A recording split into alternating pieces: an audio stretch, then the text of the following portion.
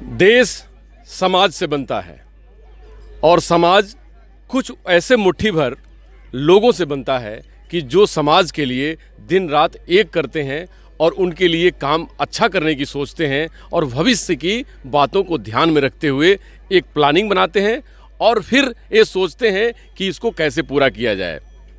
वही काम आजकल करने में तुली हुई है रौनियार वैश्य कल्याण समिति।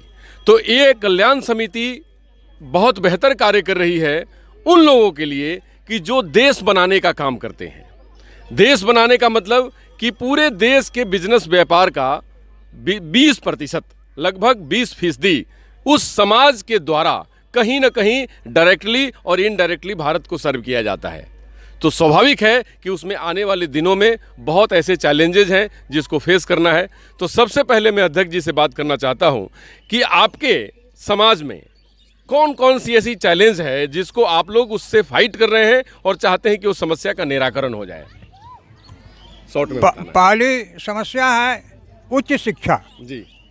मैट्रिकुलेशन के बाद भी जो बच्चे छोड़ देते हैं, हम लोग चाहते हैं कि वो लोग कॉलेज में पढ़े और टेक्निकल पढ़े, व्यापार संबंधी बात पढ़े, मेडिकल संबंधी शिक्षा ले, जिससे क्या होगा कि लड़की हो या लड़का हो अपने पैर पर वो खड़ा हो जाएगा।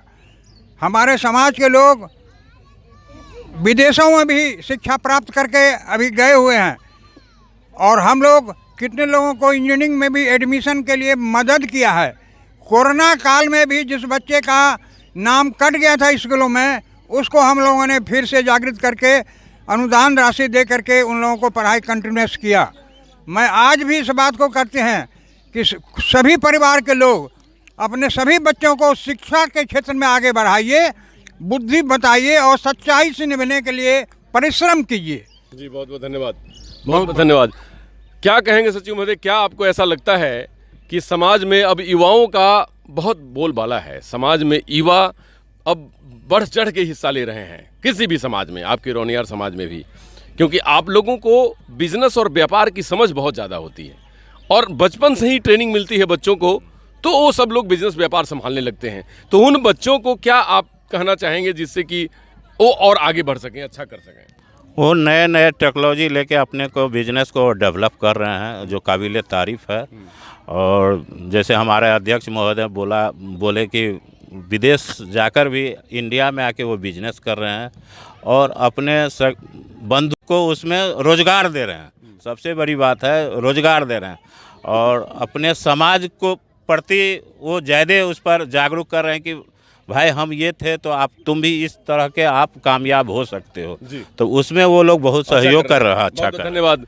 आप क्या कहना चाहेंगे ट्रेजरर साहब? हम कहना चाहेंगे कि हम लोग का आगे की योजना है कि वैश्य की 65 उपजातियां हैं, तो हम लोग जो अध्यक्ष महासचिव और सब जो वैश्य के हैं सबको एक मंच पर लाने की योजना है। और सब वैश्य को एक मंच पर जब लाएंगे तो हम लोग को एक बड़ा यूनिटी बनेगा जिसकी संख्या अधिक होगी। तब हम लोग कुछ राजनीतिक वर्चस्व पर एक छत्र कुछ उपाय लगा सकते हैं, हम लोग अपना उम्मीदवार खड़ा कर सकते हैं, तभी हमारी मांगें पूरी होगी। बहुत बहुत धन्यवाद जी, बहुत बहुत। आप बहुत सीनियर हैं हमारे समाज के और इस समाज में आपका बहुत बड़ा योगदान रहा है। इन लोगों को क्या आप कहना चाहेंगे, कैसे चलें, एक लाइन में क्या बताएंगे आप? देखिए, एकता तो सब में है। हम लोग है कि मीटिंग उटिंग जो होता है उसमें जैसे है कि मैंने शामिल जैसे होते हैं, सबको होना चाहिए, मतलब आपको यही कहना है सबको होना चाहिए। और एक दूसरे के है कि मैंने दुख तकलीफ जो हो उसमें भी जैसे है कि साथ देना चाहिए। जी जी, बहुत बहुत धन्यवाद, बहुत बहुत। आप क्या कहेंगे समाज के लिए? सबसे बड़ी चीज़ है समाज में एकता बहुत इम्पोर्टेंट है। हम सभी जो है एक मत से अगर एक साथ चलेंगे तो हम लोग कोई भी राजनीतिक हो सामाजिक हो उन्नति प्राप्त कर सकते हैं। ये बहुत ज़रूरी है, एकता होना जरूरी है। जी बहुत बहुत धन्यवाद। देखिए, अब मैं वैसे व्यक्तियों से बात करना चाहता हूं कि आपके समाज की उत्पत्ति इतिहास बहुत पुराना है और ये भारत को तब से ये उत्पत्ति है, तब से समझ है इस समाज के बारे में लोगों को कि जब वो पूरे विश्व विजेता इस समय रहे होंगे जब एक टाइम के। तो क्या कहेंगे आप, कहाँ से उत्पत्ति है और क्या इतिहास है आपके समाज का? हम लोग का देखे जो हेमचंद्र वाला उत्पत्ति तो वहीं से है, रौनियार समाज का जी। हाँ, और उन्हीं का जो दर्शाए रास्ता, जो प्रेरणा लेके हम लोग इसको आगे बढ़ते हैं। और उसमें हम लोग जो कार्यक्रम करते हैं शिक्षा में, शादी विवाह के लिए जितने भी सामाजिक कार्यक्रम, और अभी हाईटेक का ज़माना है तो जो बिज़नेस वाला तरफ भी हम लोग के बच्चे जा रहे हैं और बिज़नेस में भी आगे बढ़ रहे हैं और नौकरी भी दे रहे हैं। जी जी। तो अभी हम लोग के पास एक ज़मीन के लिए बन्ना गुप्ता को हम लोग दरखास्त किए हैं। समाज का जगह चाहिए। हाँ, हम लोग एक जगह बहुत जरूरी है बस बस कि एकदम उसको मिल बहुत बहुत अच्छी बात है। और हम लोग का ये बिजनेसमैन राजेंद्र गुप्ता जी हैं, जी जो आज कितने लोग को इनके चलते रोजी रोटी मिल रहा है इनसे। जी मैं राजेंद्र जी, हम लोग क्या तारीफ करें आपकी, आपके लोग ही आपको तारीफ कर रहे हैं, और वैसे लोग जो कि इस शहर के जाने माने लोग हैं, तो कुछ तो वो खास बात है। मेरे पास इसको रहने दीजिए। सबसे और पहले आप मैं बताइए आपको क्या बताना चाहता हूँ कि मैं टाटा स्टील कंपनी का रोजगार छोड़ करके आज बिजनेस में आया हूँ। जी और आज हमारा ट्रांसपोर्ट लॉजिस्टिक सपोर्ट का बिजनेस है, जो पूरे टाटा ग्रुप और जिंदल स्टील में चल रहा है।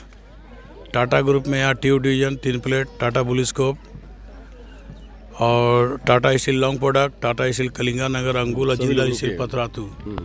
आज मैं 200 हमारे पास में स्टाफ है। मैं सभी लोगों को रोज़गार दिया हूँ और लगभग हमारा अप्रोक्स 200 करोड़ का टर्नओवर भी है। और हमारा ऑफिस यहाँ जमशेदपुर में डिमना चौक के पास में है। सबसे पहले मैं ये बता चाहता हूँ कि हमारे समाज में सबसे ज़रूरी है कि हम हाई एजुकेशन पहले तैयार करें, उसके बाद में हम लोग रोज़गार के पीछे नहीं भागते हैं कि हमें रोज़गार चाहिए। मैं खुद अपना व्यापार करना चाहता हूँ। हमारा ये समाज का कल्याण समिति का ये व्यू रहा है, तो मैं इस पे ज़्यादा कुछ नहीं बोलूँगा। हम अपना रोज़गार करते हैं और आज लंबा व्यापार कर रहा हूँ। इसी के साथ मैं धन्यवाद। जी, बहुत बहुत धन्यवाद। अब हमारे बीच हमारे परिवार से 2 महिलाएं हैं, तो इनसे मैं कहूँगा कि ये समाज समिति, इस तरीके के आप लोगों का मिलना जुलना समाज को बहुत मजबूत करती है। क्या कहेंगे आप? हम तो इस समाज को, मतलब अपने समाज के नवयुवक और नवयुवती को बोलना चाहते हैं कि वो लोग पढ़े लिखे भी है, बिजनेस भी कर रहे हैं।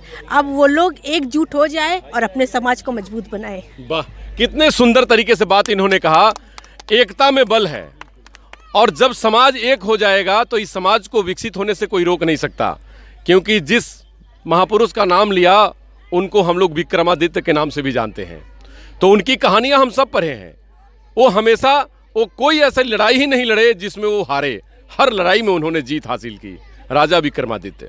तो उस राजा के जो संतति हैं, संतान है, जो उनके बच्चे हैं, वो अपने किसी लड़ाई में कैसे हार सकते हैं? तो आज विश्व बदल रहा है। अब व्यापार और प्रोफेशनलिज्म दोनों इकट्ठा हो गया है। तो जितने लोगों ने कहा कि समाज तब बचेगा कि जब व्यापार को भी और प्रोफेशनलिज्म को भी, दोनों को इकट्ठा कर दिया जाएगा। मतलब ज्ञान भी होना चाहिए, आपके पास विज्ञान भी होना चाहिए, व्यवहारिक नॉलेज भी होनी चाहिए, और एकता ही होनी चाहिए।